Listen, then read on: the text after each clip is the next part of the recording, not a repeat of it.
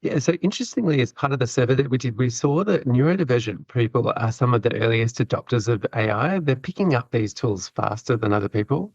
In the neurodivergent community, AI is really polarizing because there's a group that people are very worried about what the effects can be, but there's also a group that are realizing the strengths and benefits that can be there as using it as a prosthesis to be able to leverage its power to get ahead or to Mm. equalize the playing field, as you just said. So some of the ways in which we've been hearing from ADHD users in particular is about using it as like a working memory prosthetic. So by that I mean they might take something, this is, sometimes from clients of mine or clients of my colleagues, where they might outsource some of the lifting of holding lots of things in mind. So instead of just being able to generate a standard to-do list, it'll take the to-do list, it'll break things down, it'll make sure that everything is time estimated.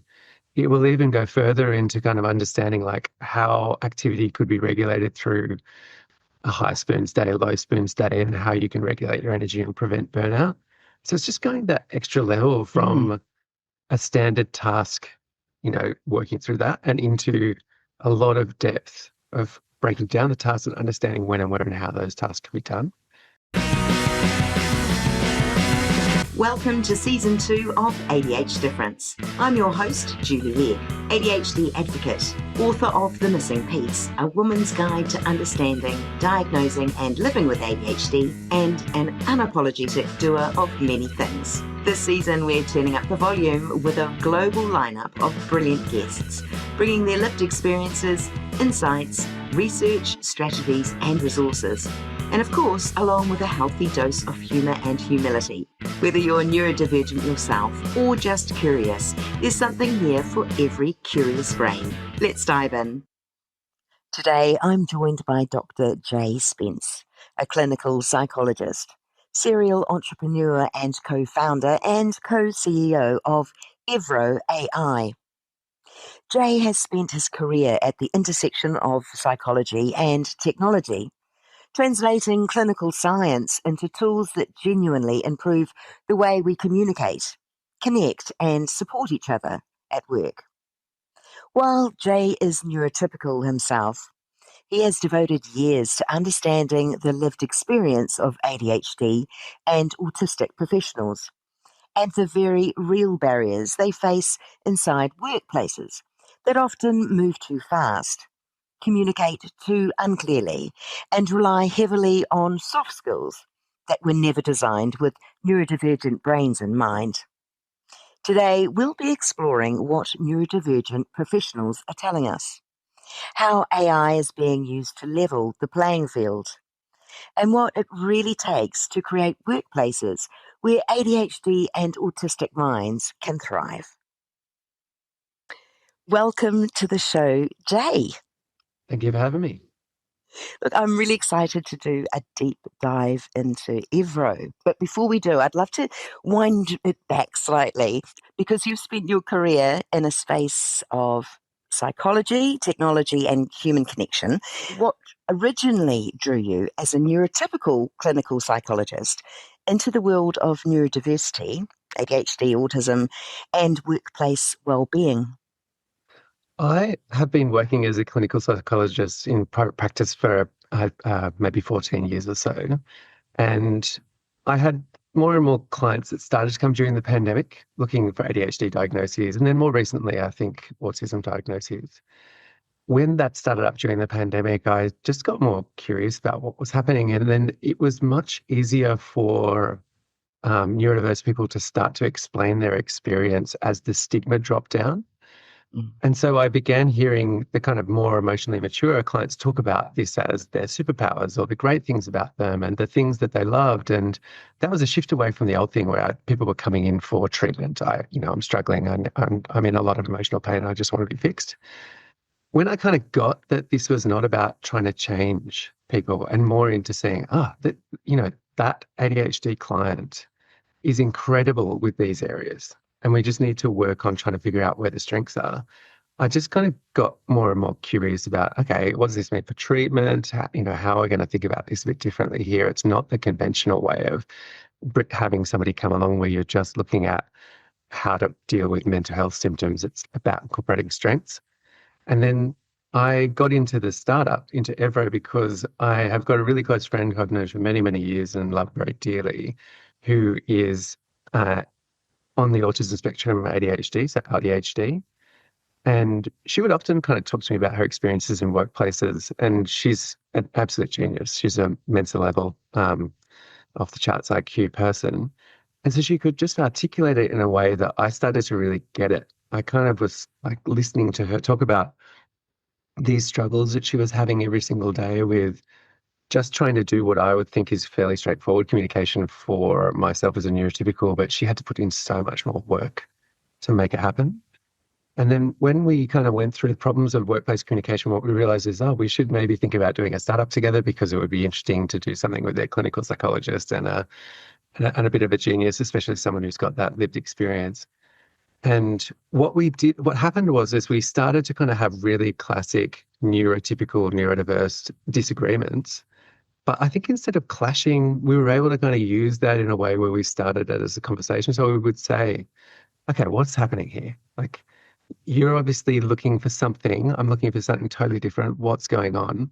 Usually it's that classic kind of shift of, she wanted precision, structure, depth. And I was much more interested in kind of like moving across things in a much lighter touch, which was driving her a bit crazy. So I think I was kind of recognizing more and more, my kind of natural inclination is more towards that ADHD side. Hers is much more on the kind of depth side. So how do we communicate together? How do we get along? And we started to use all of that as ways to build the product together. We looked at the conversations, looked at what worked between us, and then we looked at how AI could be used to start to improve that. Yeah. And you talk about the spectrum of experience in neurodiversity. From your perspective, what are some common neurotypes you see in the workplace, and what do leaders often misunderstand about ADHD and autistic professionals? Yeah, I mean, the main clusters that we're talking about here are ADHD, autism, dyslexia are probably the more prevalent ones. For ADHD individuals, the strengths that I see all the time, both with clients and then more with Elaine, my co-founder, is that's the superpower there is obviously that they're great at scanning and they're great at kind of really fast problem solving. They're really good at creativity, hyper focus if it's something they're interested in, obviously. There's some Achilles heels that can be around distractibility, time management, things like that, obviously. But then on the next cluster, you've got autism, which is not quite as prevalent, but I'm hearing about it more and more through my private practice now. And it's huge strengths in detail-oriented work, logical analysis, much more kind of depth-oriented, but then the Achilles heels being around sensory overload, burnout, difficulty in understanding non-verbal cues. Dyslexia comes up quite a bit as well. I think dyslexics, I'm generalizing here, but they tend to be a little bit more better on things like big picture reasoning, empathy, interpersonal relationships. But then it's difficult to read and get things down on a page, and so things might slow down in some of those areas. I think what the shift is that I am hearing when I'm talking to leaders and working in organizations, I used to work a lot in consulting, and luckily, I feel like I was mainly in workplaces where the leaders had an understanding, not a deep understanding, but a desire to learn. And what I was hearing from them is that they're starting to kind of understand, it's not a deficit, it's not a problem. It's about trying to understand how the environment is going to need to be adjusted for that person in order to be able to thrive. They're still struggling with the logistics of how to do that a lot of the time. So I think there's a very long way to go in terms of advocacy, especially for general kind of education and things like that. But I would hear them kind of start to talk a bit about, so-and-so, that colleague, they're really good at ABC activity. So it's kind of like this shift between language where that person may have previously been described as really scattered, and now kind of say, that person's really good at scanning. This person's really good at synthesizing these types of things. So we'll think about it in that way. So it's starting to happen. A long way to go, but it's starting to happen. We've mentioned a couple of times about the strengths, and we referred to them before as superpowers. And I'm really glad that shift has been made. Several years ago, the word, and maybe still today, the word superpower seemed to be like such a polarizing word when so many people were struggling with their neurodivergence and a feeling that that was holding them back. And even the thought of looking at their strengths just seemed like a foreign country. It's just far too difficult. So I'm really glad that we're bringing it around now and looking at those strengths because they are pretty magic. Now, I'd like to talk to you about Evro because you recently surveyed more than 300 professionals, half neurodivergent and half neurotypical, and the findings were astonishing. And I was wondering if you could walk us through some of those key insights. Sure. So there's 302 people in the survey. It was a survey done through an online platform. Mostly people in the US were responding, some from Europe, some from Australia and Asia. And what happened in that was we asked a couple of questions that weren't directly saying, are you neurodivergent, but there were proxies for them. So some of the questions we would ask is, do you tend to spend more than 2 hours per week thinking a lot or worrying about your communication with others in the workplace? And a cluster of those we would think would mean that some people were going to be more neurodivergent leaning than others. It ended up being a 50-50 split, which is not what we were expecting. But it just, perhaps goes to show that there might be a lot more undiagnosed neurodivergent people out there than we think right now, currently. But 68% of all respondents reported frequent anxiety, confusion, or fatigue in meetings. That's pretty big. I mean, it's all of us kind of coming out of those meetings. My wife is a raging extrovert. I think she might be the one exception from the rule. She seems to really love them all. So she's in that other 30%. There's also some parts that came out that, like, not only are they fatiguing, but they're also quite anxiety provoking for a lot of people. So neurodivergent leaning people in particular were much more likely to report feeling quite anxious in the meeting or after the meeting. And so that's kind of part of what I wanted to talk about today is, like, I think the survey finding was really showing that there's two things that are happening for neurotypical versus neurodivergent people at work in two layers. Neurodiverse people are doing the job that they're paid to do, but then they're also doing all of this extra work on top that neurotypical people might not be aware of all the time. And so it's the masking, it's the thinking, it's the planning, it's the adjusting, it's all of this stuff, which is, I think, something which is important to think about when you're coming into a workplace, trying to have a conversation that if you're dealing with someone who's neurodiverse, they're working considerably harder than the neurotypical person in that conversation, but they're going home tireder and they need more time to recharge. So I'm looking at some more data here. Almost half of people, just this is out of the whole sample, struggled with knowing when to interrupt. But that was almost doubled again for people who were obviously on the autism spectrum. We also looked at the time that it took to recover from meetings during the week. And neurodiverse people said that it was taking them on average about 5.2 hours per week. Neurotypical people saying it was less, it was about 3 hours. So that's a significant delta there, about an extra 2 hours per week just to recover from meetings. People who are neurodivergent are much more likely to reflect on the meetings, so 2.5 times more likely to think back through a meeting. I don't tend to do that after a meeting unless it was a really kind of difficult or tense one.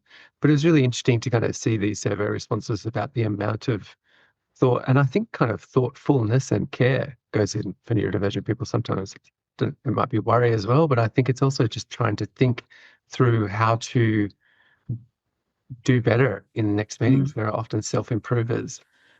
So the picture overall, I think, was really about this delta between the neurotypical and the neurodivergent of, for a neurodiverse person, it's their job, plus it's all this extra communication work. So, Jay, with regards to how neurodivergent professionals are using AI at the moment, you've gathered these fascinating insights into how neurodivergent professionals are using tools like ChatGPT at work. What patterns are you seeing, and how are neurodivergent early adopters using AI to level up the playing field or to get ahead? Yeah, so interestingly, as part of the survey that we did, we saw that neurodivergent people are some of the earliest adopters of AI. They're picking up these tools faster than other people. In the neurodivergent community, AI is really polarizing because there's a group that people are very worried about what the effects can be, but there's also a group that are realizing the strengths and benefits that can be there as using it as a prosthesis to be able to leverage its power to get ahead or to equalize the playing field, as you just said. So some of the ways in which we've been hearing from ADHD users in particular is about using it as like a working memory prosthetic. So by that, I mean, they might take something, this is, sometimes from clients of mine or clients of my colleagues, where they might outsource some of the lifting of holding lots of things in mind. So instead of just being able to generate a standard to-do list, it'll take the to-do list, it'll break things down, it'll make sure that everything is time estimated. It will even go further into kind of understanding like how activity could be regulated through a high spoons day, a low spoons day, and how you can regulate your energy and prevent burnout. So it's just going that extra level from a standard task, working through that and into a lot of depth of breaking down the tasks and understanding when and where and how those tasks can be done. And I think for autistic users, it's more about using it as a translation layer. So one of the things that's been particularly startling for me is that AI, even though it's obviously machine, is very good at understanding interpersonal behavior. And it's even good at understanding interpersonal behavior from the perspective of a meeting transcript, for example. So a lot of people who are autistic will take their meeting transcripts, put it into ChatGPT afterwards, ask it for tone analysis, ask it how their communication landed. And depending on the strengths of the prompt and how good that person is at understanding the risks of AI, because the risks are very considerable if you're perhaps not experienced using it or interpreting its data, but they can often extract out of it much more objective information. And so for somebody who might kind of come in out of a meeting and may have missed some social cues, like may have missed that someone was feeling frustrated or that there was a lot more tension in the room, I've been hearing more and more about people who are autistic who can pick up those things and then respond to them because they missed it in the meeting, but then the transcript picks it up and they've got a much clearer idea, both of when and where and how it occurred and also of how to come back. There's some real balances here about kind of like needing to change and masking and neurotypical behaviors and how AI might be encouraging of just assimilating towards neurotypical behavior. And at the same time, I have been hearing from people about how important it has been for them to be able to progress in their careers, communicate effectively, do things that they have wanted to be able to do, just personally, not from a masking perspective, but just from a clarity perspective. And that AI has enabled them to be able to do that. That's awesome. I'm excited with Evro. It's such a compelling idea. So it's really an AI-powered communication co-pilot that helps people, especially neurodivergent professionals, communicate more clearly and more effectively, as well as it's, as you had said, it's not just a meeting transcript offering, and it dives deep and it really pulls everything together. I'm very excited. So what inspired the creation of Evro and what's exciting you most about where it's heading right now? Where are you at? What inspired me most of all about Evro was my co-founder. So she's neurodivergent. Talking to her for many years about her experiences in the workplace and how difficult it was at times to communicate effectively or to deal with burnout.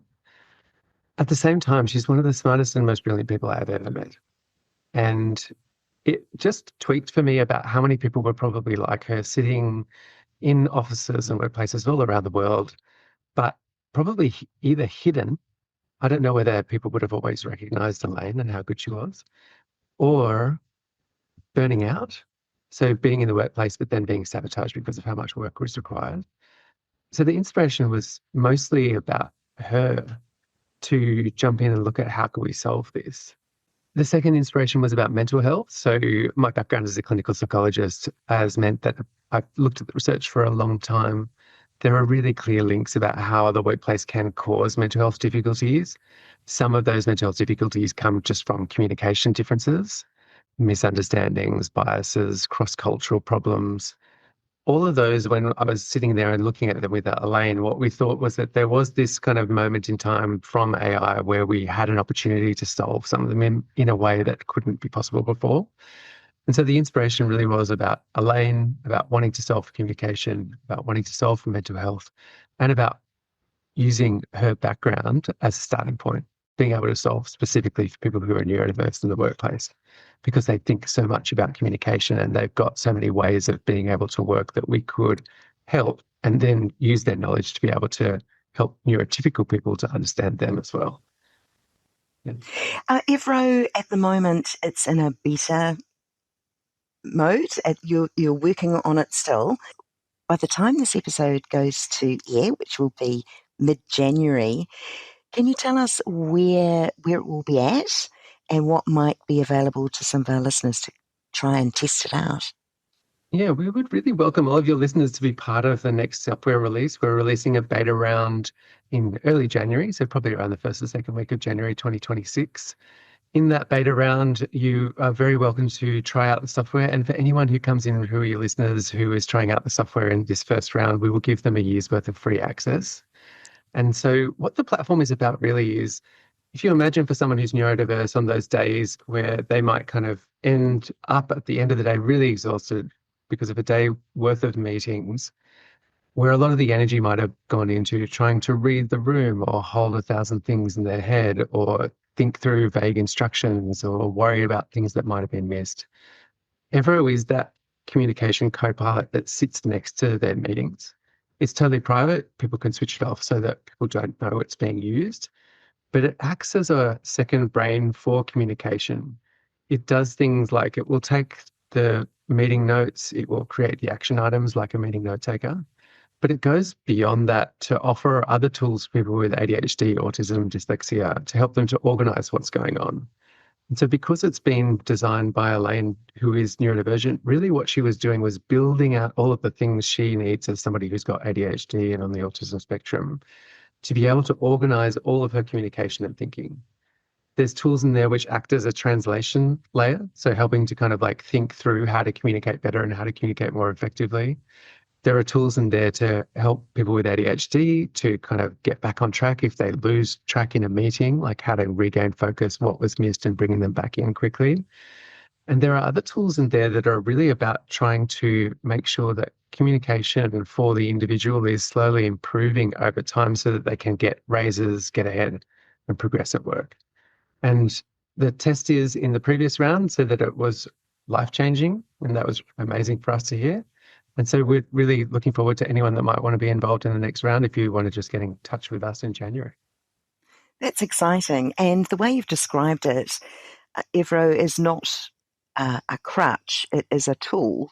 And that tool, if it helps us analyze our own behavior and learn from it, we're actually improving ourselves along the way too. And tell me, Jay, it works alongside other AI bits and bobs like Zoom, for example. It can all interconnect. Yeah, it can work with any meeting note taker.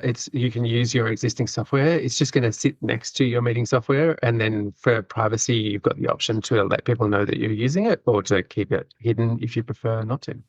Well, that's brilliant.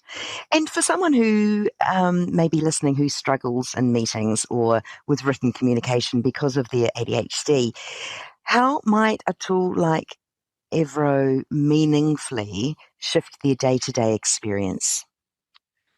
Yeah, so imagine that you're about to come into a meeting and it's kind of feeling a bit unprepared. So one of the things it does is kind of help to give people meeting agendas with all of the context. It remembers all of the previous meetings. And then there's a button to click where you can bring up that straight away and say, okay, here's the full history. Here's the things that are important. Here's the things that you would need to think about to get the best out of this meeting. And it learns about the individuals, both the individual who is the user and also the people that you're having meetings with.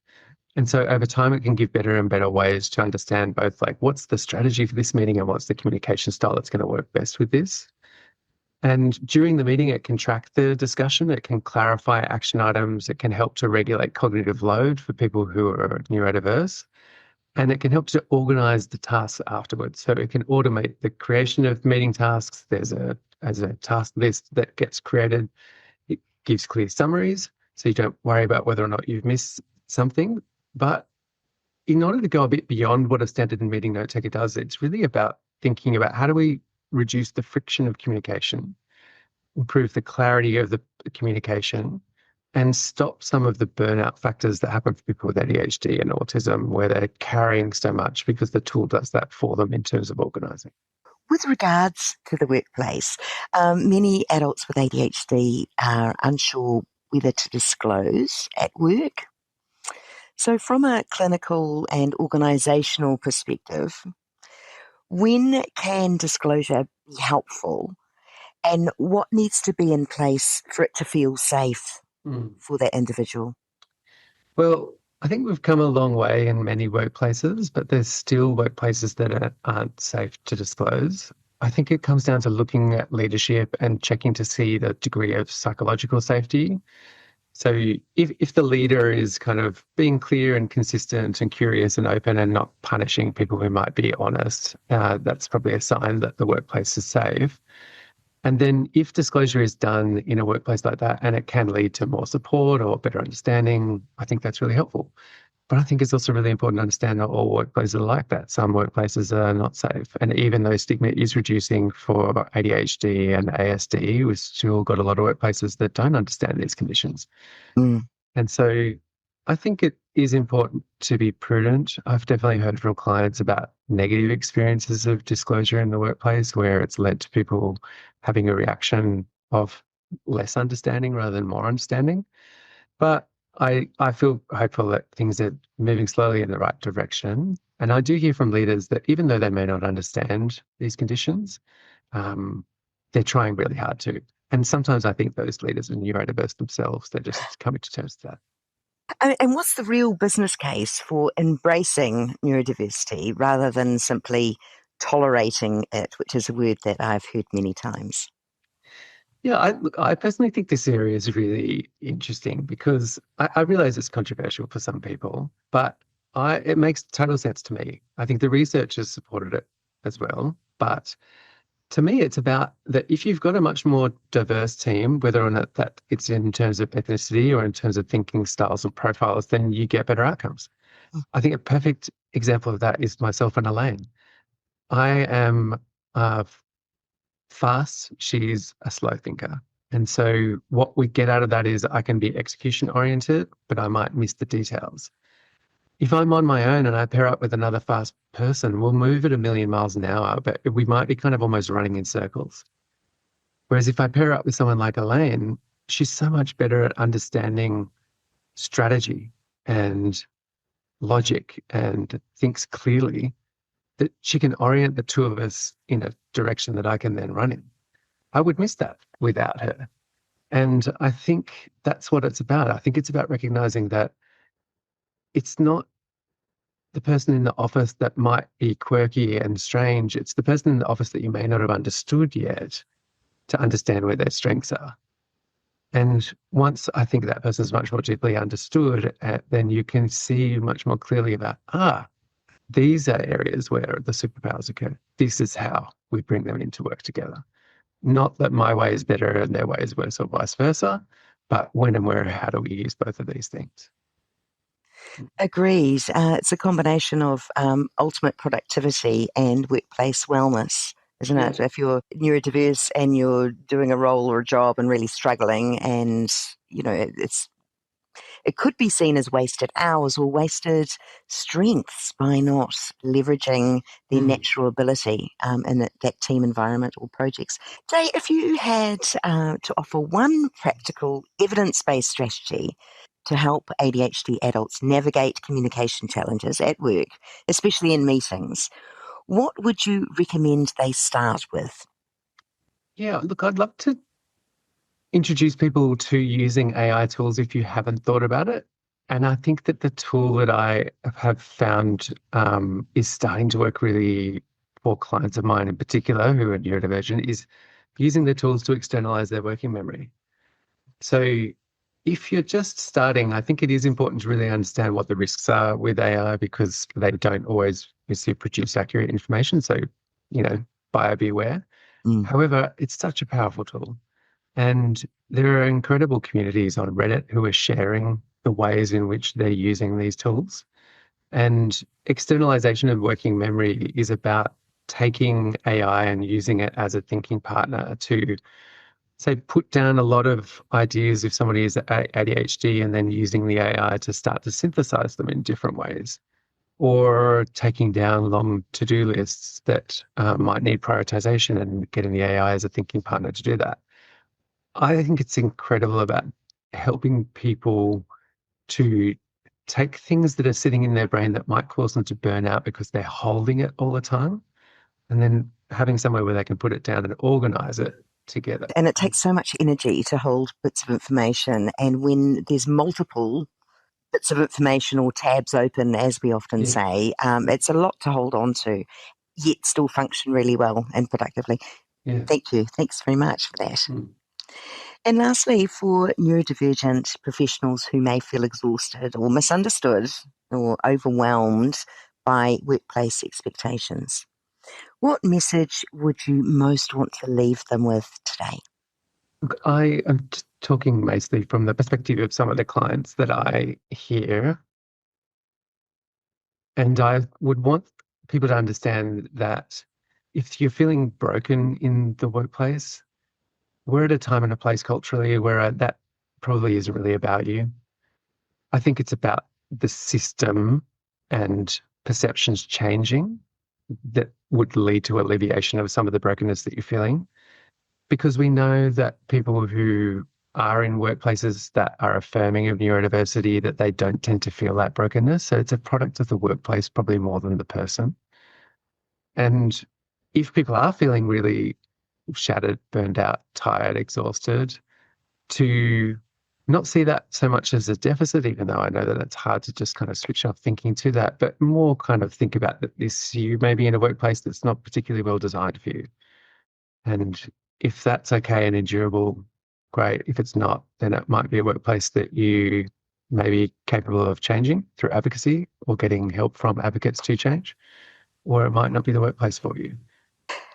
I would just like to thank you so much for being on the show today and explaining all about Evro. It sounds like a very exciting software tool that those in the workplace who are neurodivergent or otherwise, by the sounds of it, it sounds like a remarkable all-rounder. It's going to just make so much of a difference in the day-to-day working life for so many people. So I wish you all the very, very best for that project. And just a reminder to listeners that those links will be in the show notes. So if anyone would like to check out and be involved with some of this beta software moments or trials for the first year, that would be most welcome. So again, thank you, Jay. Thank you. Appreciate it.